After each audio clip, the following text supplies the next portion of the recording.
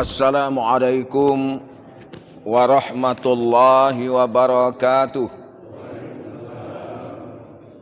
Bapak Ibu yang saya hormati, pagi ini akan saya sampaikan sebuah hadis Nabi yang menyatakan ada 4 macam orang yang berhak untuk mendapatkan bahagia.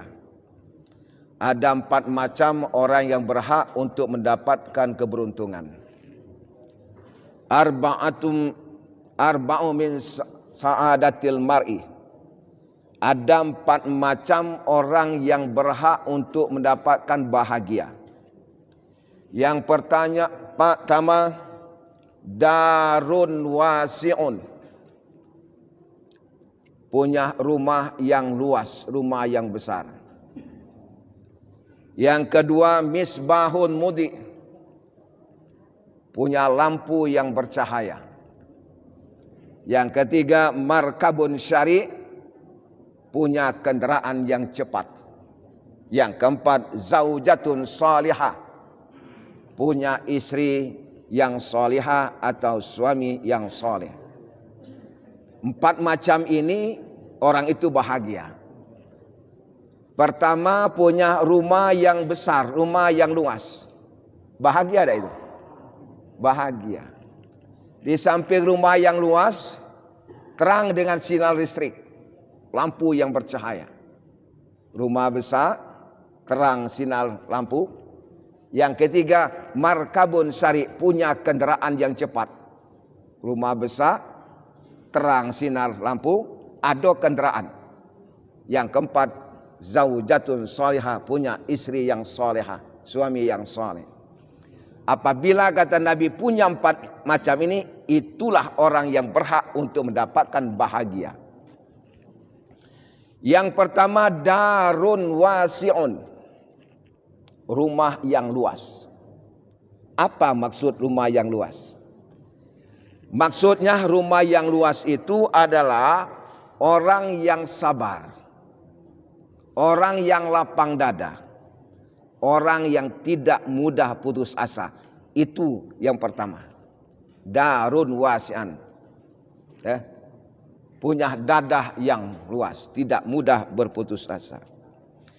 Nah, apabila orang ini melaksanakan apa yang diperintahkan oleh Allah, termasuk sabar menghadapi cobaan-cobaan Allah, orang itu berhak untuk mendapatkan keberuntungan. Dan Allah akan memberikan ganjaran yang berlipat ganda.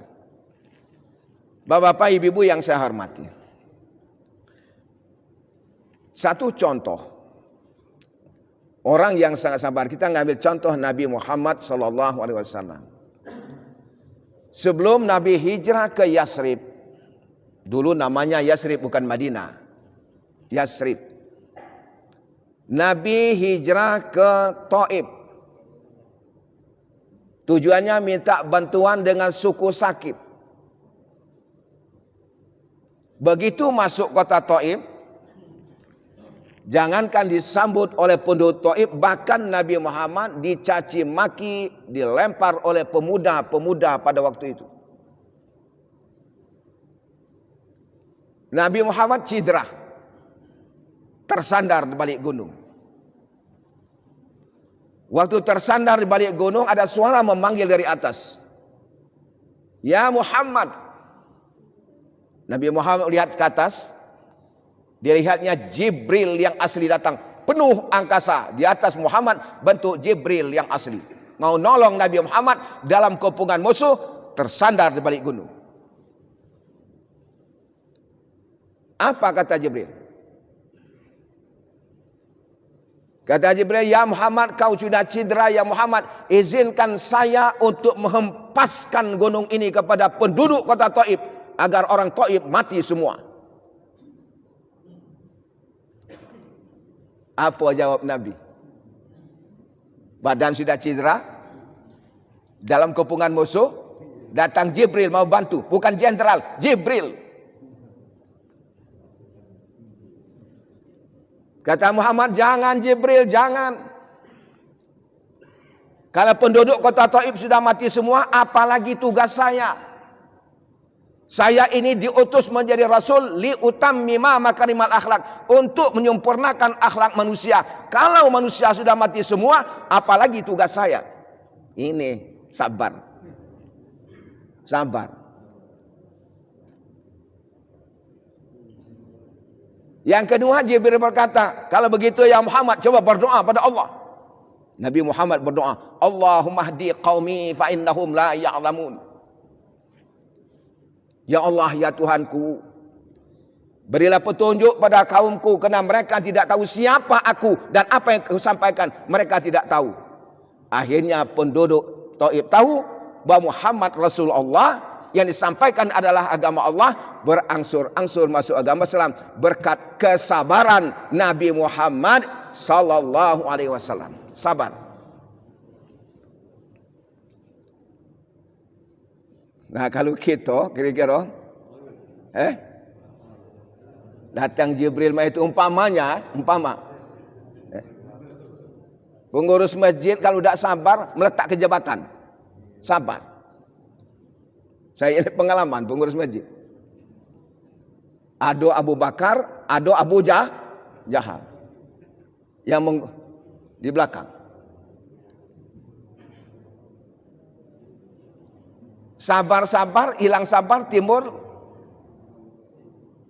Yang terakhir apa? Berdenyam. Nah, kalau berdenyam bahaya itu. Berdenyam. Saya juga, Pak, kalau sekian puluh tahun menghadap pembinaan dekat perubahan, umpamanya dan ceramah ini datang Jibril.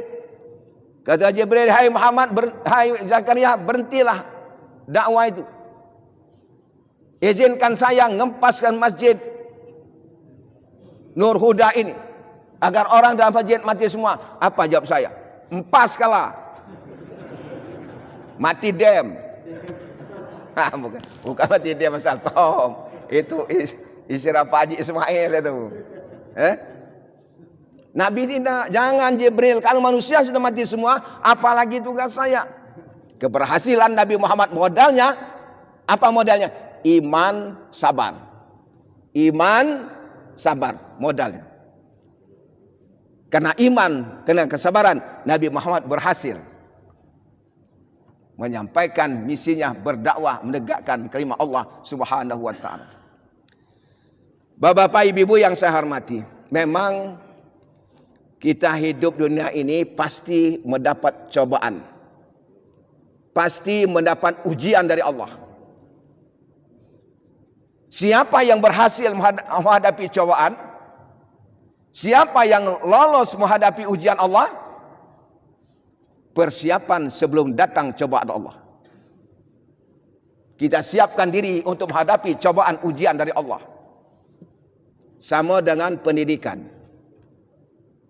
Seminggu lagi nak ujian, sekarang sudah siap-siap diri menghadapi ujian. Itulah orang yang beruntung. Tetapi apabila dia tidak siap menghadapi ujian Allah, itulah orang yang gagal dalam kehidupan. Siap menghadapi cobaan, siap menghadapi ujian dari Allah. Allah memberikan cobaan, Allah memberikan ujian sesuai dengan tingkat pendidikan.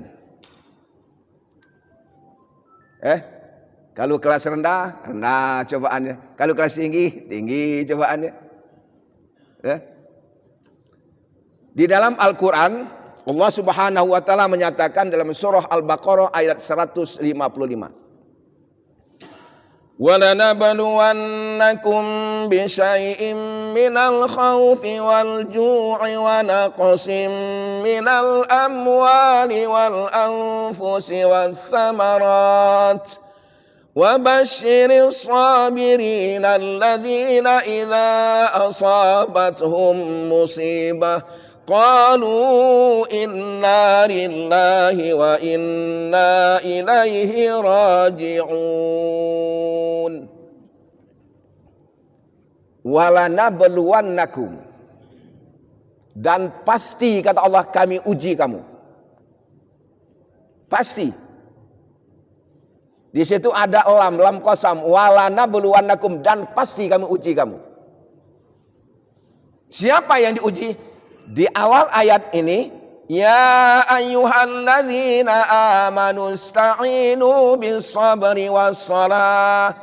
Di awal ayat, hai orang-orang yang beriman, pasti kami uji kamu. Siapapun yang sudah mengaku beriman pada Allah, besar atau kecil, laki-laki atau perempuan, pasti mendapat cobaan dari Allah. Bagaimana cara Tuhan menguji? Bisyai'im minal khauf. Timbul rasa khawatir, timbul rasa takut, serba khawatir, serba takut. Alhamdulillah kita Palembang ini aman. Kita lihat di Jawa sekarang apa yang terjadi? Beberapa bulan yang lalu tsunami, gempa, tanah longsor. Yang sedang ini 2 tahun ini, apa 2 tahun ini? COVID-19. Serba takut. Nak keluar rumah takut. Nak tinggal di rumah takut. Ngapa? Kaget datang gempa. Berlari keluar rumah. Nak keluar rumah takut, tidur di rumah takut. Kenapa? Kaget datang banjir. Keluar rumah takut, tinggal di rumah takut. Ngapa? Kaget tanah longsor. Serba ketakutan. Allah uji manusia yang beriman. Bermacam-macam cobaan. Lolos atau tidak hadapi cobaan itu. Ada yang lolos imannya bertambah mantap, ada yang tergelincir imannya, terjerumus pada perbuatan syirik. Dengan cobaan ketakutan, ada lolos iman bertambah mantap, ada terjerumus pada perbuatan syirik. Minta tolong ini, minta tolong itu, lupa kepada Allah Subhanahu wa taala. Yang kedua, walju, timbul kelaparan. Kita lihat di bawah tenda. Kalau tak junjuk orang makan, tak makan. Ada yang gelisah, nyalakan ini, nyalakan itu. Tapi ada yang pegang kitab Yasin. Baca surah Yasin. Ditanya oleh wartawan, Pak, kelihatannya Bapak tenang-tenang saja. Iya, katanya. Ngapo, katanya. Apa Bapak ada ini? Tak susah sekarang. Ngapo tak susah, katanya. Tinggal nyawa sebatang kara lagi. Keluarga, nanti lagi. Tanah, rumah, longsor kalau. Tinggal nyawa sebatang karang dari. Nah, jika bertambah insaf orang itu. Bertambah imannya, bertambah tebal dengan cobaan Allah. Yang ketiga, wanaksim minal amwal. Wanaksim minal amwal. Dikurangi jumlah harta. Nah, ingat-ingat yang berduit. Dunia ini berputar. Dunia ini berputar. Kalau Allah akan mencabut karunia diberikan Allah, 10 menit selesai. 10 menit selesai. Bagaimana? Kebakaran. 10 menit selesai. Nah, dengan kemiskinan ini dikurangi jumlah harta, ada yang stres. Ada yang stroke. Kenapa? Lupa pada Allah. Yang keempat, wal ampus, dikurangi jumlah jiwa, jumlah keluarga. Inilah kematian. Wasamarat, buah-buahan tidak berhasil. Kalau kita Palembang ini mencari sehari cukup tak makan sehari. Kalau dia pegawai negeri, gaji sebulan cukup tak makan sebulan. Jawabnya tergantung. Ada yang sekian ratus juta masih kurang, tergantung. Wa basyiris sabirin, kata Allah, hai Muhammad, beri kabar sukalah kepada orang yang sabar. Sabar apa? 5 macam ini. Pertama, ketakutan. Yang kedua, kelaparan. Ketiga, kemiskinan. Keempat, kematian. Buah-buahan tidak berhasil, usaha tidak berhasil. Sabar. Apa ciri orang sabar? Dia mengucapkan inna lillahi wa inna ilaihi rajiun. Artinya Pak Bu, kalimat inna lillahi wa inna ilaihi rajiun bukan masalah kematian baik. Apa saja yang kita miliki, yang kita senangi, lepas dari kita, ucapkan inna lillahi wa inna ilaihi rajiun. Ada doa yang diajarkan Nabi ketika mendapat cobaan. Inna lillahi wa inna ilaihi rajiun. Allahumma ajurni fi musibati wakhluf li khairan minha. Insyaallah Allah ganti yang lebih baik daripada itu. Kalau kita kembalikan pada Allah, berdoa pada Allah Subhanahu wa taala. Bapak-bapak, ibu-ibu yang saya hormati. Ada satu contoh. Pernah terjadi di zaman dahulu, diceritakan oleh Ibnu Hajar. Ada seorang yang bernama Abul Hasan Asy'arad melaksanakan ibadah haji. Saya ulang lagi. Abul Hasan Asy'arad melaksanakan ibadah haji dengan keluarganya. Pulang dari sa'i, tahallul, melihat ada wanita yang mukanya sangat cerah. Abul Hasan Asy'arad ngomong dengan keluarganya, lihat wanita itu. Mungkin wanita itu tidak pernah susah. Mukanya cantik, cerah, mungkin tidak pernah susah. Nah, Pak, Bu, wanita itu dengar. Kalau bahasa kita Palembang, apa Pak yang dia omongkan tadi? Kata Abul Hasan Asy'arad, maaf Bu, selama saya hidup belum pernah melihat wanita yang mukanya cerah seperti ibu. Mungkin ibu tidak pernah susah. Apa jawaban ibu itu? Bapak keliru. Mungkin di dunia ini sayalah yang paling susah. Cobaan Allah bertubi-tubi. Kata Abul Hasan Asy'arad, apa Bu masalahnya dan apa resepnya? Sehingga ibu ini seperti orang yang tidak pernah susah. Waktu hari raya Idul Adha katanya, suami saya menyembelih hewan korban, kambing di belakang rumah. Saya masak di dapur. Saya sedang masak di dapur. Anak yang nomor 2, anak saya nomor 2. Saya punya anak 4 katanya. 1 yang sudah nikah, 3 belum nikah, masih kecil-kecil. Anak yang nomor 2 ngomong dengan adiknya. Dek, nyengok tak bapak nyembelih kambing tadi? Tidak, katanya. Mau tak kuperlihatkan cara bapak nyembelih kambing? Mau? Coba ambil pisau. Dan ambilnya pisau. Nah sekarang jadinya, saya perlihatkan cara bapak nyembelih kambing tadi. Mak mana? Adik nguling. Ya anak kecil. Begitu adiknya nguling, dipegangnya leher, mak ini dek cara bapak nyembelih kambing tadi. Disembelihnya adik. Matilah adik. Nah dilihatnya adiknya sudah meninggal dunia, mati. Timbul ketakutan. Berlari ke atas bukit. Di atas bukit anak saya diterkam oleh serigala. Mati juga di atas bukit. 1 mati disembelih, 1 lagi mati diterkam oleh serigala. Ada yang beritahukan pada kami bahwa anak kami meninggal dunia di atas bukit, diterkam oleh serigala. Suami saya berlari ke atas bukit mencari di mana jenazahnya. Naik bukit, turun bukit, naik bukit, turun bukit, mencari anak saya jenazahnya. Suamiku kehausan, pingsan, mati juga suamiku di atas bukit. 1, anak mati disembelih. 2, mati diterkam oleh serigala. Suamiku mati kehausan di atas bukit.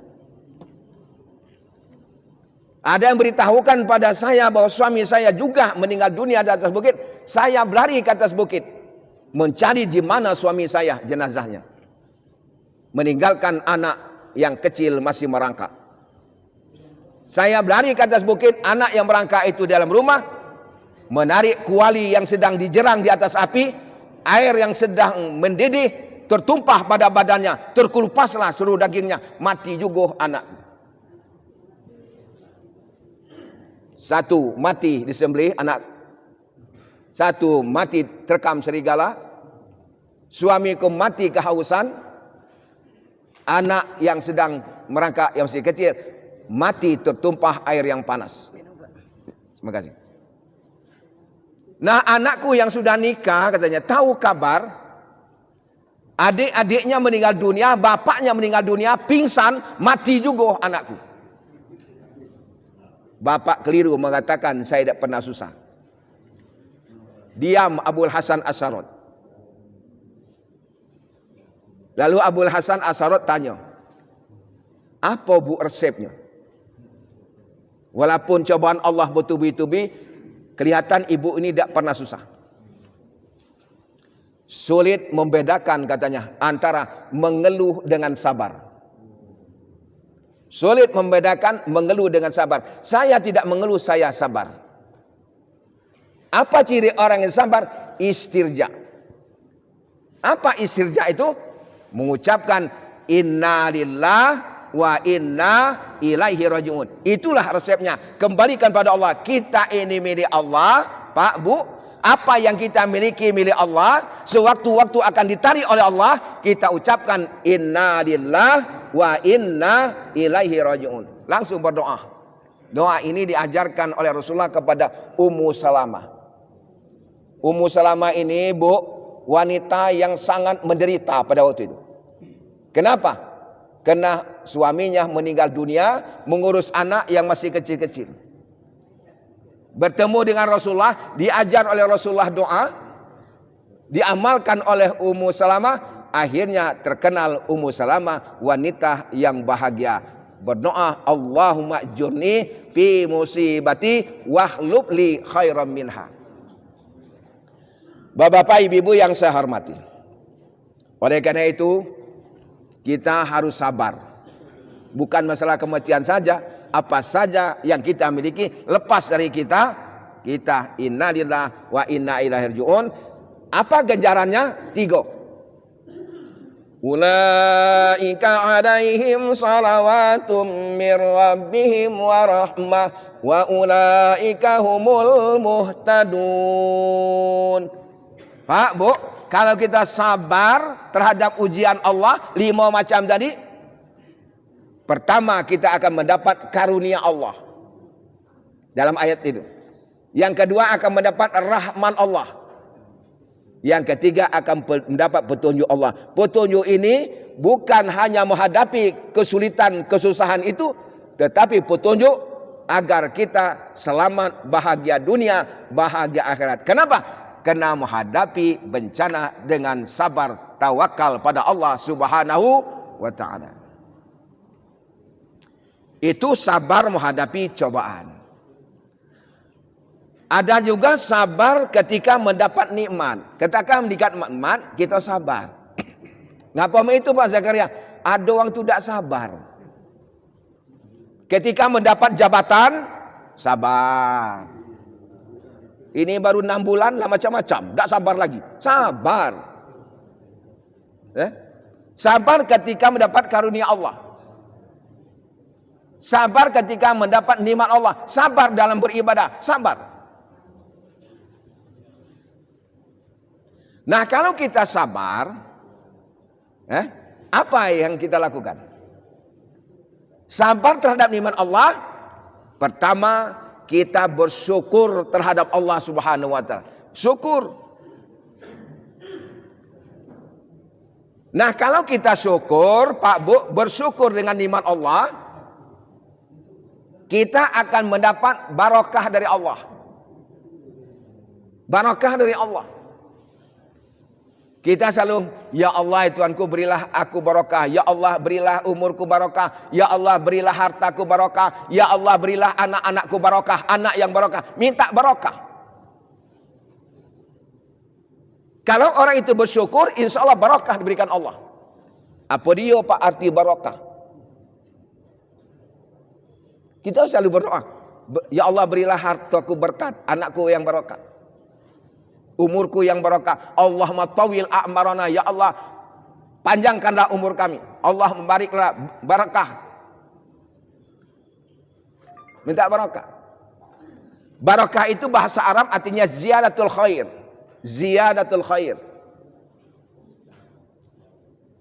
Ziyadatul khair, kebaikannya nambah terus, kebaikannya meningkat terus.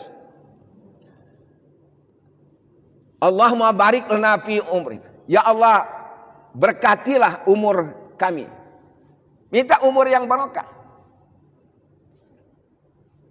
Nah, barokah ada umur gitu.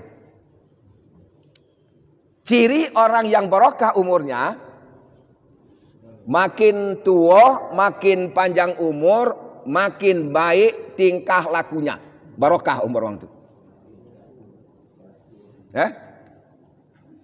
Kata Nabi, khairun nas man tala umruhu wa hasuna amalu.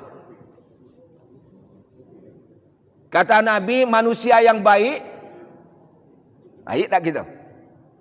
Manusia yang baik, manusia yang panjang umurnya, baik juga amal baktinya, barokah. Wa syarrun nas man tala umruhu wa sa'a amalu. Manusia yang jelek, manusia yang tidak baik, panjang umur, jahat tingkah lakunya. Artinya umurnya tidak barokah. Umur yang barokah makin lama, makin tua, makin beribadah pada Allah Subhanahu wa taala. Nah, itu umur yang barokah. Makin tua, makin bermanfaat. Lalansia, umpamanya lalansia masih bermanfaat di dalam masyarakat. Itu umur yang barokah. Gitu banyak lansia sekarang ya. Pak Ismail ini pengurus juga di lansia. Saya ini pengurus lansia. Sering ketemu ceramah di lansia. Umur yang barokah itu artinya makin tua, makin mendekatkan diri pada Allah. Barokah. Itu yang kita berdoa. Ya Allah berilah aku keberkahan. Ada harta, hartanya barokah. Bagaimana supaya harta kita barokah? Cirinya, uang berduit, barokah hartanya, selalu berinfak di jalan Allah. Selalu bersedekah di jalan Allah. Itulah harta yang barokah. Kalau dia tidak barokah, tidak barokah, makin berduit, makin bakhil. Makin berduit, makin kikir. Makin berduit, makin gibi. Tahu tak gibi? Getah basah. Makin berduit, makin gibi. Nah, orang yang hartanya barokah, makin berduit, makin hartanya bermanfaat di dalam masyarakat. Hartanya bermanfaat dalam masyarakat, bukan dinikmatinya sendiri. Artinya hartanya barokah. Oleh karena itu, kalau kita ada karunia Allah, nikmat dari Allah berupa harta, jangan lupa sisihkan sebagian di jalan Allah. Kenapa? Wa fi amwalihim haqqul lisaili wal mahrum. Kata Allah, di dalam harta yang kita miliki itu ada hak orang lain, orang yang minta maupun tidak minta, ada hak orang lain. Keluarkan. Di samping zakat, keluarkan infak sedekah. Kalau kita keluarkan infak sedekah karena Allah, satu dibalas dengan 700 pahalanya. Saya ulangi, Pak. Keluarkan infak sedekah karena Allah, satu dibalas dengan 700. Apa dasarnya? Surah Al-Baqarah ayat 261. Mathalul ladzina yunfiquna amwalahum fi sabilillahi kamathali habbatin ambatat sab'a sanabil fi kulli sumbulatin mi'atu habbah wallahu yudha'ifu liman yasha' wallahu wasi'un alim. Ini dasarnya. Kata Allah, perumpamaan orang yang menginfakkan hartanya jadian Allah, fi kulli habbatin, tiap satu biji kita nanam bibit, tumbuh 7 cabang. Satu bibit tumbuh pohon bercabang 7. Fi kulli sumbulatin mi'atu habbah, tiap-tiap cabang berbuah 100 biji. Jadi satu dibalas dengan 700. Bayangkan, kalau Bapak mengeluarkan infak sodako untuk masjid ini, 1 juta, terima di akhirat 700 juta. Pasti. Ini kata Allah ini. Pasti ini. Firman Allah. Jangan ragu. Firman Allah. 1 juta infak sodako yang kita keluarkan. Fisabilillah. Pembangunan agama. Anak yatim piatu. Kita bantu. 1 dibalas dengan 700. 1 juta berarti 700 juta. Pasti ketemu di akhirat. Ini firman Allah. Ini kan? Kenapa? Karena dia bersyukur nikmat Allah berupa harta, itulah harta yang barokah, dikeluarkan di jalan Allah. Cuman kalau dia bakhil, Pak, Bu, ada uang tuh makin berduit, makin bakhil. Kalau uang miskin impaknya 1000, yang berduit 500. Wajar tak itu?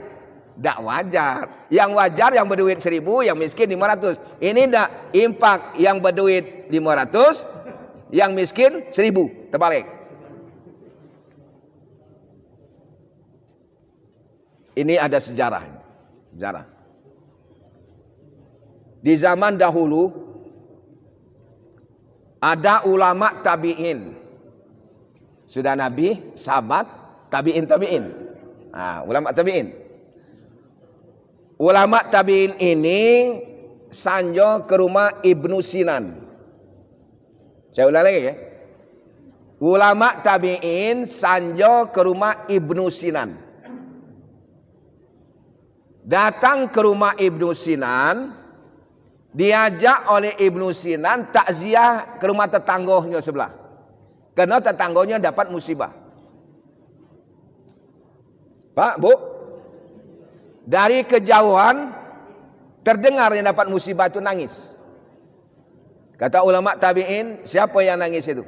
Kata Ibnu Sinan, itulah yang dapat musibah.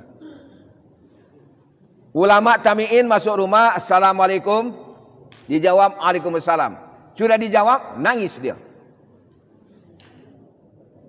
Ulama tabi'in memberikan nasihat, dia tetap nangis. Biasanya kalau tamu datang kita nangis, stop.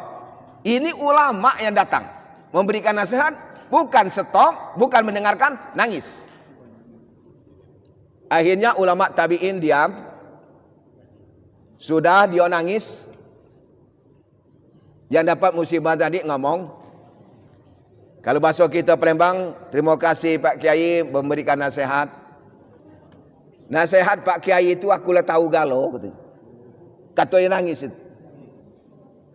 Pak Kiai ngatakan orang dapat musibah itu sabar, akulah tahu katanya. Pak Kiai mengatakan tawakal, aku tahu katanya. Kita dapat musibah itu sabar, tawakal. Cuman katanya, ada cuman. Aku sedih nian saudaraku meninggal dunia. Kata ulama tabi'in, ngapo? Saudaraku yang meninggal dunia itu mendapat siksaan dalam kubur. Ulama tabi'in diam. Kata ulama tabi'in, apakah Anda tahu tentang yang gaib, siksa kubur? Saya tidak tahu. Tapi kenyataannya benar katanya. Saudara saya dalam kubur mendapat siksa.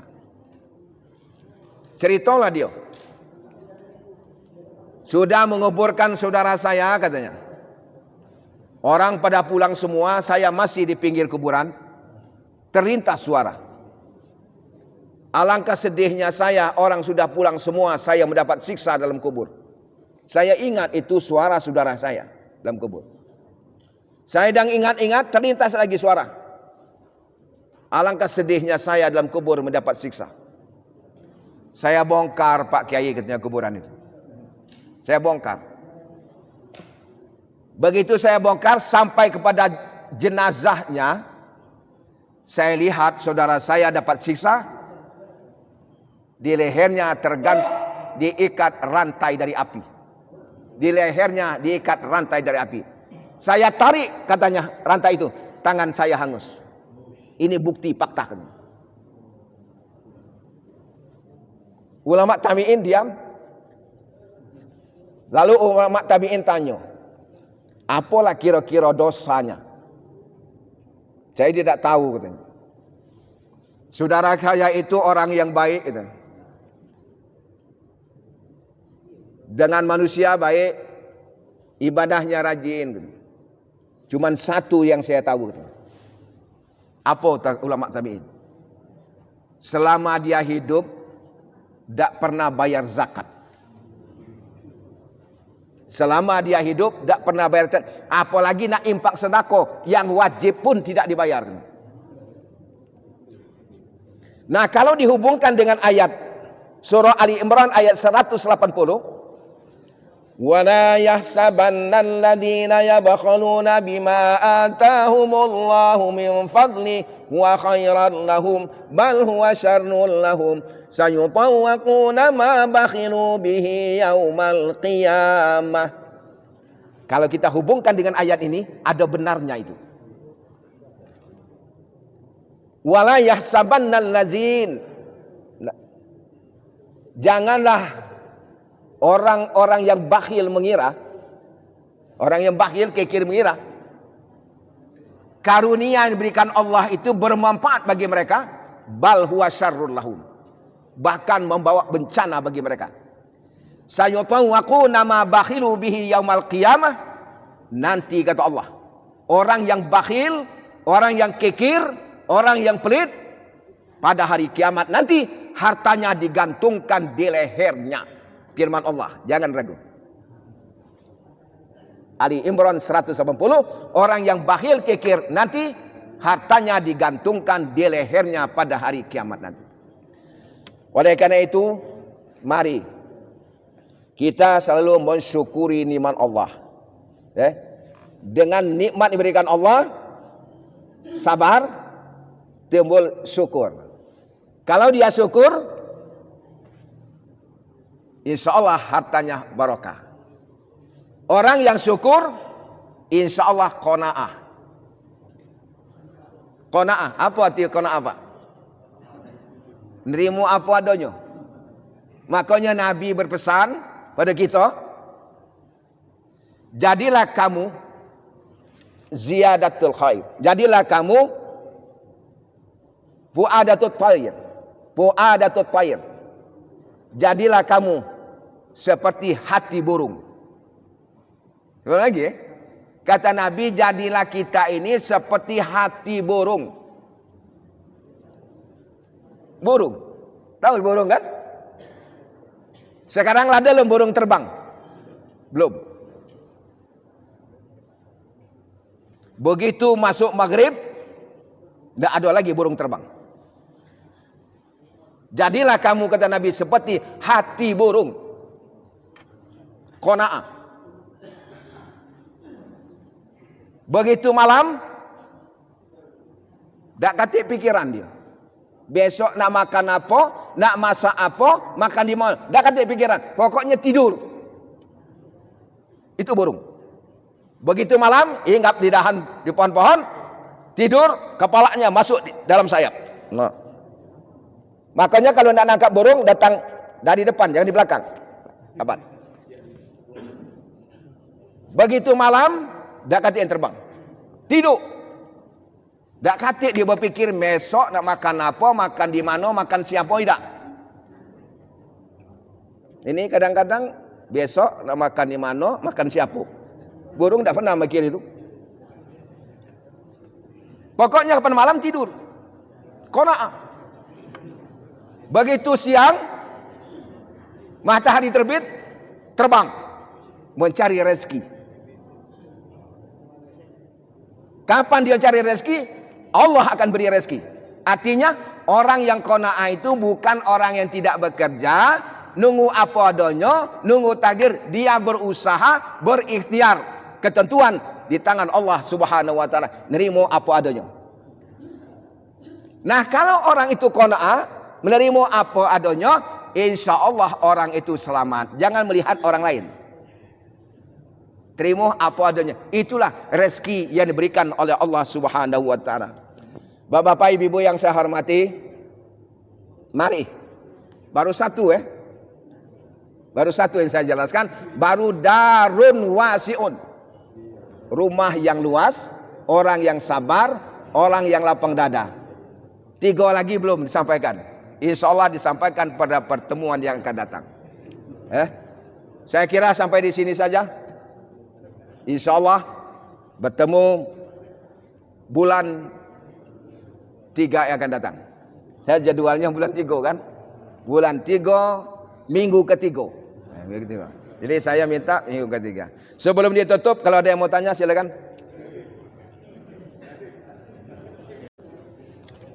Assalamualaikum warahmatullahi wabarakatuh. Waalaikumsalam. Yang pertama, bagaimana dengan istilah yang sering kita dengar, bahwasanya sabar itu ada batasnya. Yang kedua, bagaimana cara mengqadha sholat fardu yang ditinggalkan, yang jumlah dan jenisnya tidak terhitung. Itu saja. Terima kasih. Assalamualaikum warahmatullahi wabarakatuh. Waalaikumsalam. Baik, terima kasih. 2 pertanyaan. Yang pertama, sabar ada batasnya. Itulah saya katakan tadi. Kalau habis sabar, timbul berdenyam. Habis sabar, timbul berdenyam. Makanya kata Imam Ghazali, kalau kamu marah, berdenyam tadi timbul berdenyam. Kalau habis sabar timbul berdenyam, mana caranya? Cepat-cepat duduk. Kalau duduk masih nak marah, nguling. Insya Allah marahnya hilang. Bu, kalau bapak di rumah nak marah, udah pak sabar, duduk dulu. Nah. Masih nak marah, sudah pak sabar, ngulinglah kamu tuh, tidurlah. Memang itu pesan Imam Ghazali. Kenapa? Karena marah itu dari setan. Pak, jengoklah, kalau orang itu saking nak marah, emosi, kita tangkap, uang marah itu pingsan. Pingsan itu 2 macam. Uang marah pingsan, ada pingsan kena darah tinggi, ada pingsan kena kemasukan setan. 2 macam. Kalau dia pingsan darah tinggi, bawa ke dokter. Kalau pingsan kena setan, jangan bawa ke dokter. Macam siram. Dengan disiram, insya Allah orang itu sadar. Menurut Nabi Muhammad SAW, kalau kamu sedang marah, jangan sampai berdenyam, cepat-cepatlah ngambil air wudu. Kena setan dari api, siramilah api itu dengan air. Sudah ngambil wudu, laksanakan sholat sunat wudu. Insya Allah marahnya akan hilang. Itu. Lalu yang berikutnya, mana cara mengqadha sholat yang berapa sekian ribu ratus itu yang kita tinggal tahun. Pokoknya sembahyang itu 2 pendapat Saya jelaskan 2 pendapat. Pendapat yang pertama ada qadha. Pendapat yang kedua tidak ada qadha. Sebab sekarang ini harus hati-hati, Pak. Saya sangat sedih. Kita diadu domba sama umat Islam. Kita diadu domba sekarang. Umat Islam tidak sadar. Saling salah. Masalah bid'ah ini, saling salah. Ngapa dari dulu? Dari dulu lado itu. Sekarang ngapa muncul? Siapa di belakangnya? diadu domba, tidak sadar. Mengatakan, nih, Wahabi itu tidak benar. Masuk neraka. Saya baca buku. Wahabi Salafi itu imam apa? Imam Hambali. Imam Masjidil Haram itu imam apa? Imam Hambali. Berarti kita haji tidak sah kalau. Jangan mudah nyalakan orang. Jangan membaca kulitnya saja. Buka. Di dalam kulit itu apa isinya? Masalah tadi kodok, ya silakan. Siapa nak bayar kodok, ya silakan. Ya. Mana caranya? Ya pokoknya bayar kodok. Beberapa waktu. Ada pendapat mengatakan diterima. Ada yang mengatakan tidak ada kodok. Mana caranya? Perbanyak ibadah-ibadah yang sunat. Perbanyak ibadah-ibadah yang sunat. Dalam Al-Quran surah Hud ayat 114. Innal hasanati yudhibnas sayiat. Sesungguhnya kebaikan-kebaikan itu akan menghapus kesalahan-kesalahan yang telah lalu. Surah Hud ayat 114. Jadi silakan. Yang memperbanyak amal yang sunat ya silakan. Yang memperbanyak qada ya silakan. Tujuannya adalah untuk membersihkan diri dari kesalahan dan dosa yang kita perbuat selama ini. Itu Pak. Terima kasih. Ada yang lain? Assalamualaikum warahmatullahi wabarakatuh. Waalaikumsalam. Jadi mungkin masyarakat cara sholat yang berjamaah, apakah apa yang harus dilaksanakan oleh seorang imam ketika dia menjadi imam? Apakah dia bergerak dulu atau lisan dulu atau berbarengan? Karena ini menyangkut makmum yang belakang. Kemudian kami perhatikan bahwa pergerakan makmum itu agak berbeda-beda Pak Ustaz. Jadi yang harus didengarkan itu adalah apakah itu pergerakan imam atau apa lisannya, biar imam itu ada keseragaman bergerak. Begitu. Wassalamualaikum warahmatullahi wabarakatuh. Baik.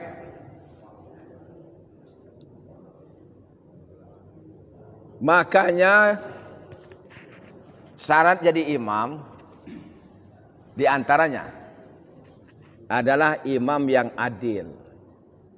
Adil. Imam adil. Dan harus mengetahui putus sholat. Tata cara melaksanakan sholat sendiri maupun berjamaah. Contoh. Begitu kita takbir. Takbir kan? Allahu Akbar. Ucapan dulu atau takbir dulu? Tadi kan. Ini dulu. Allahu Akbar. Jangan Allahu Akbar.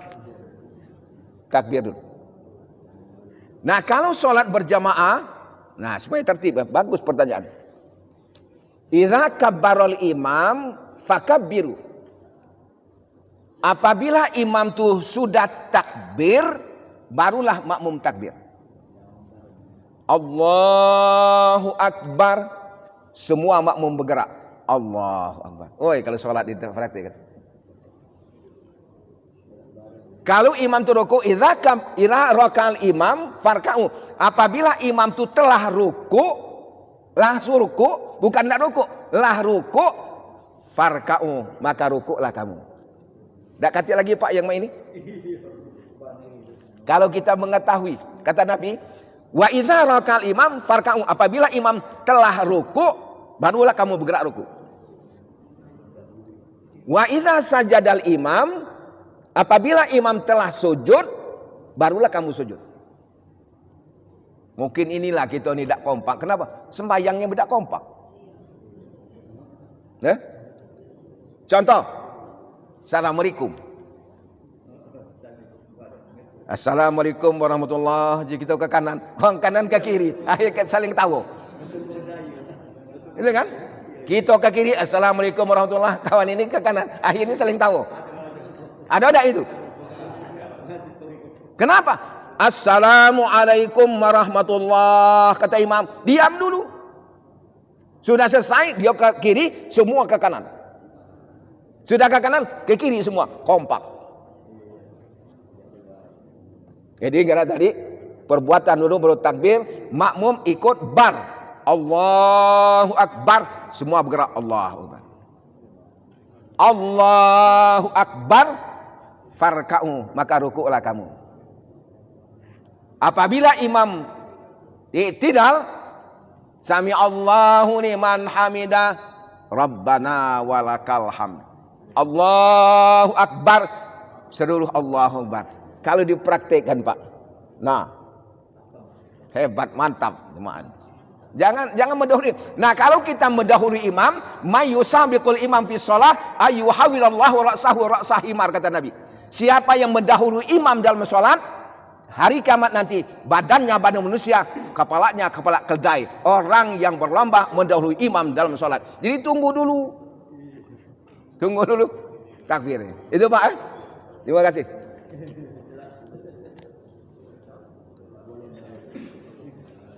Habis? Aduh, ibu-ibu.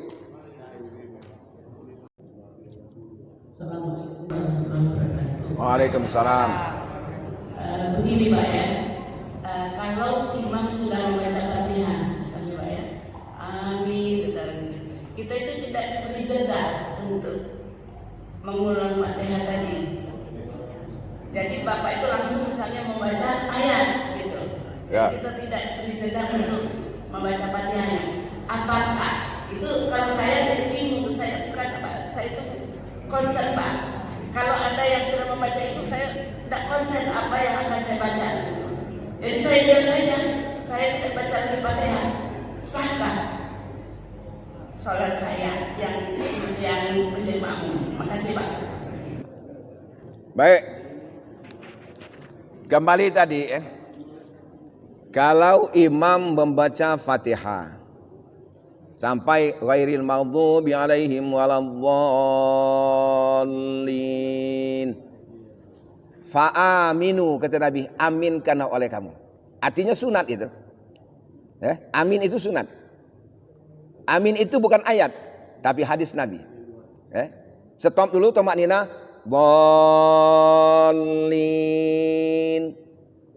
Tomak nina, berapa lama? Sepanjang kalimat subhanallah, tapi tidak disebutkan. Sepanjang kalimat subhanallah, tapi tidak disebutkan. Amin. Nah, makmum baca surah Al-Fatihah. Sudah imam baca Fatihah, amin, makmum baca Fatihah. Nah, ketika imam baca Fatihah, makmum baca Fatihah, imam harus adil. Imam harus adil. Jangan cepat, jangan lambat. Bacanya sirron atau jahron, lambat tidak dengar atau yang dengar kuat, harus adil. Contoh, sembahyang maghrib. Rakaat ketiga tidak kedengaran kan Fatihahnya? Tidak kedengaran. Kalau kita sendiri baca, tidak kuat. Bismillahirrahmanirrahim. Alhamdulillahirabbil alamin. Arrahmanirrahim. Maliki yaumiddin. Iyyaka na'budu wa iyyaka nasta'in. Ihdinas siratal mustaqim. Siratal ladzina an'amta 'alaihim ghairil maghdubi 'alaihim waladdallin. Kita itu mungkin makmum bacanya lambat. Makmum di belakang, Alhamdulillahirabbil alamin. Arrahmanirrahim. Maliki yaumiddin. Dia baru iyyaka na'budu wa iyyaka nasta'in, kitalah ruku. Itu boleh? Kitalah ruku. Putus ayatnya. Surah Fatihah. Apakah harus selesai dulu ayat kita baca? Tidak. Kalau selesai dulu, uang ruku lah sujud, kita baru selesai. Nah, kita berarti tidak berimam. Resikonya siapa? Kalau itu benar, pahalanya sama-sama. Kalau tidak benar, dosanya imam. Resikonya makanya imam harus adil. Mengayomi makmum. Imam dhamin, tanggung jawab. Oleh karena itu, kalau contoh baca ayat pendek. Bismillahirrahmanirrahim. Sudah baca Fatihah? Saya nak baca surah Al-Ikhlas. Pendek kan? Waladhdallin.